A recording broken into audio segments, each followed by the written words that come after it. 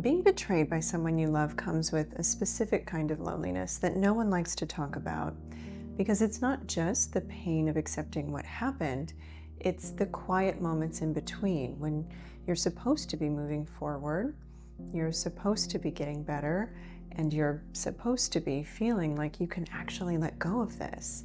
And because you didn't run, because you chose to stay, it feels like everyone in your life expects you to be fine.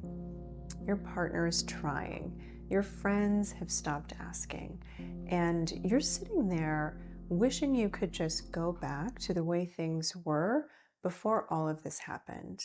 I'm Dr. Kate Balestrieri, and I've worked with hundreds of couples recovering from infidelity, financial betrayal, and every kind of broken trust you can imagine. So I need you to hear me when I say this. Staying is not weakness. What I've watched those couples create on the other side of this is something I truly wish more people could see. Relationships that are more honest, more intimate, and deeper than anything they thought was possible, even before the betrayal ever happened. Which is exactly why I'm making this video, to walk you through the exact healing process I take my clients through and how to finally move forward without holding on to resentment, anger, or fear from the past. Let's walk through this together. Let's talk about why you still feel this way. What's actually happening inside you when you can't seem to move on, no matter how hard you try? Being betrayed by someone that you trusted with your heart is not the same as an everyday relationship conflict.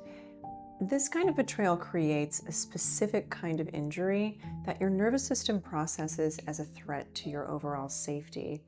Your body's not overreacting. It's responding to a real rupture the way it was designed to. Research from Dr. Jennifer Freyd at the University of Oregon has identified betrayal trauma as distinct from other forms of trauma, specifically because the person who hurt you was the one person you relied on for safety and trusted the most.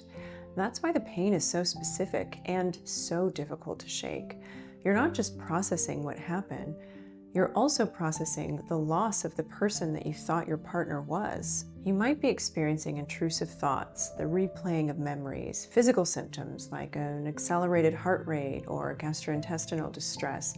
You might be nauseous, or you might be hungrier, trying to soothe an ache in your body. Your sleep might be disrupted. You may be sleeping more, or you may not be able to rest. When people are recovering from betrayal trauma, it's remarkable the way you can be fine 1 minute and completely undone the next.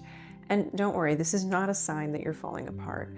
This is your body trying to make sense of a reality that was rewritten without your consent. The shame that you might be carrying, the feeling that you should be over this by now, is one of the most common experiences that I hear from clients, and it's almost always misplaced. There really is no timeline for healing from betrayal, and anyone who tells you that there is has never sat with someone who's actually been through it. Once we understand that your reaction to this is not a flaw, the next question becomes why the things you've been trying to do are only making you feel worse. Let's talk about why nothing you've tried is making you feel better. If your partner has been doing everything they're supposed to do, you might be asking yourself why you don't feel any better or any safer. Most couples follow a typical recovery playbook. Your partner gives you their passwords, they share their location, they check in constantly, they apologize, maybe daily. They cut off contact with whomever else might have been involved in their behavior. And on paper, it certainly looks like they're doing everything right, but yet you still feel sick when they walk into the room. You still feel the urge to check their phone. You still don't feel assured, and you still don't feel safe. What you and your partner are doing is what clinicians often call first-order change. It's very surface level, and it's a behavioral adjustment. It's important. But adding new rules and new monitoring on top of the relationship you had before isn't actually the solution that you're looking for. The problem is that the underlying structure of the relationship, the dynamics and the patterns that existed before the betrayal, hasn't really changed. There's just more surveillance now, and that doesn't feel good for anyone. This approach almost always falls apart because it really fails to create real safety. Your nervous system is not calmed down by tracking apps and monitoring your partner. It's calmed by genuine trust, and trust is not the same thing as information. In fact, if you need to monitor your partner to feel okay, that's a sign that the real work really hasn't started yet. Research from the Gottman Institute shows that couples who focus exclusively on behavioral monitoring and checking after infidelity tend to have worse long-term outcomes than couples who engage in deeper structural relational work. Monitoring is not the same as healing, and the sooner you both understand that, the sooner real repair can begin. Now, it might seem really tempting to still have your partner's passwords and to check their location and to double and triple check everything they tell you so that you can decide if you believe them. And that's your traumatized brain asking itself to fill in the gaps of what remains unknown. And what remains unknown is trust. Now that you can see why these surface level changes haven't been making you feel better, if you want support with building a deeper connection within your relationship and finally regaining the trust you swore was lost forever, you can click the link below to book a free consultation with me or someone on my team where we can work through this together. Because understanding what's not working is the first step, and the next step is knowing what actually does. What actually rebuilds a relationship? And what's the difference between going through the motions and doing the real work? These are great questions. This is about second order change. This is the deeper work because it's not really about behavior. It's about examining the entire structure of your relationship, how the two of you handle conflict, how you communicate about hard things, how emotional needs are expressed or avoided, and how decisions get made, how power is shared, how vulnerability is allowed or shut down. These are the dynamics that existed before the betrayal, and these are the things that have to actually shift for the relationship to become a place where safety can live again. This work requires both partners to look at the relationship as a system that wasn't working for either of them. Not to excuse what happened, because accountability is essential, but it's important to recognize that the patterns of disconnection, avoidance, or unmet needs that were present before the rupture have to be examined and rebuilt in order for there to be repair. Otherwise, you're just putting new rules on top of an old foundation. This reframe is often the moment that things start to shift for a betrayed partner, because for the first time, they stop feeling like they're the problem for not being able to move on. They start to see that the reason they don't feel safe isn't because something is wrong with them.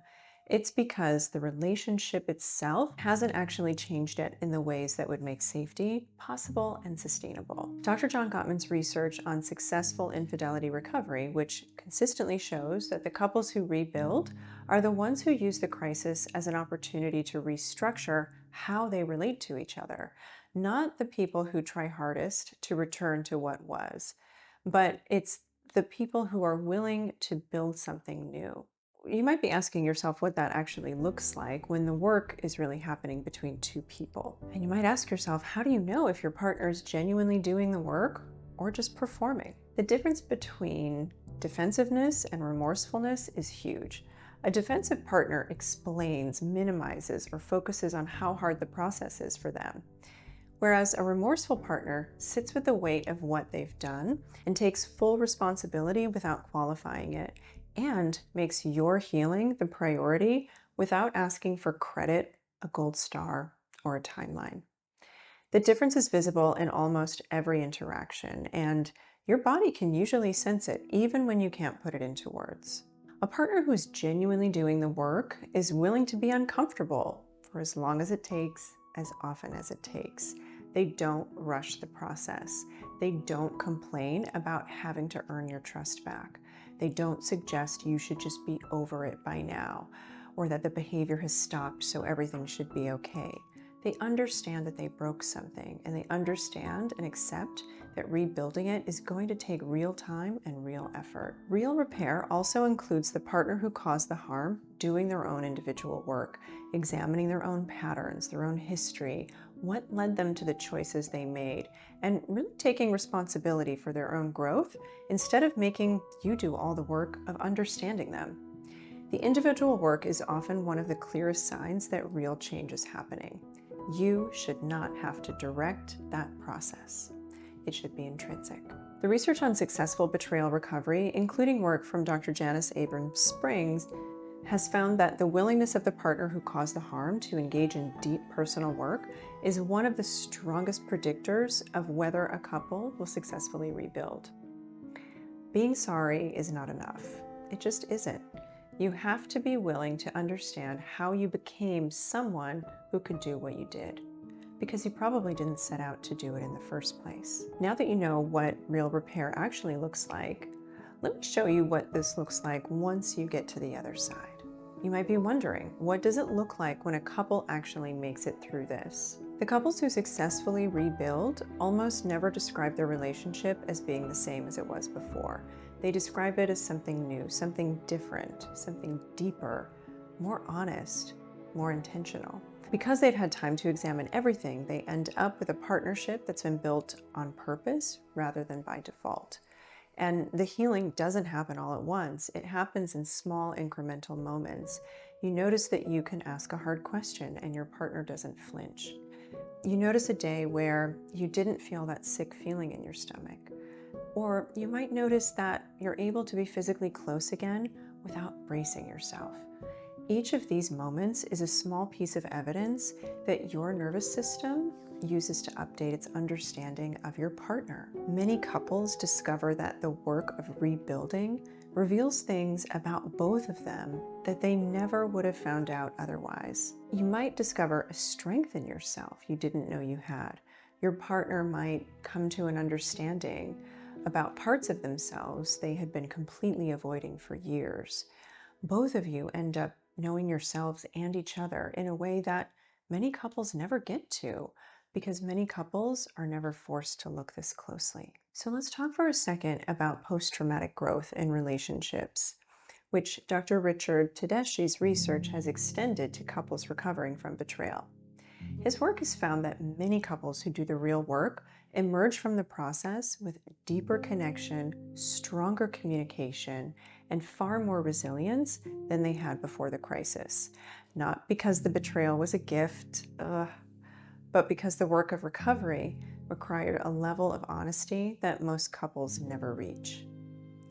So how do you know if you need professional help? Well, there are many signs. If you've been stuck in the same pain for months, if every conversation about what happened turns into a fight, or if one or both of you is minimizing, defending, deflecting, or shutting down, if you're having physical symptoms like ongoing insomnia, panic attacks, nausea, if you want to rebuild but neither of you really knows how or where to start, these are all signs that this work needs a skilled clinician to help guide you through. Rebuilding a relationship after betrayal is one of the most complex things partners can attempt together, and it's not something that most partners can do alone. A therapist who specializes in this work can hold space for you, for each of you, and facilitate the hard conversations, guiding those structural changes that need to happen for sustainability. That's not a sign that your relationship is failing. It's a sign that you're taking it seriously enough to get the right help. Before you close this video, I really need you to understand something. If you've made the decision to try to rebuild your relationship, I know there's a part of you that's been questioning what that says about you.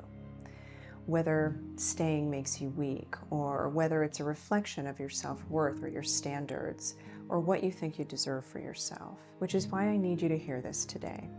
Choosing to stay and do the work of rebuilding is not a weakness. It is one of the most courageous things you can do. It takes a kind of strength that deserves to be honored and not judged. I need you to know that there is a light at the end of this. It might feel impossible and really far away right now, but I know you'll reach it. You're not broken for being here. You're not weak for wanting to try.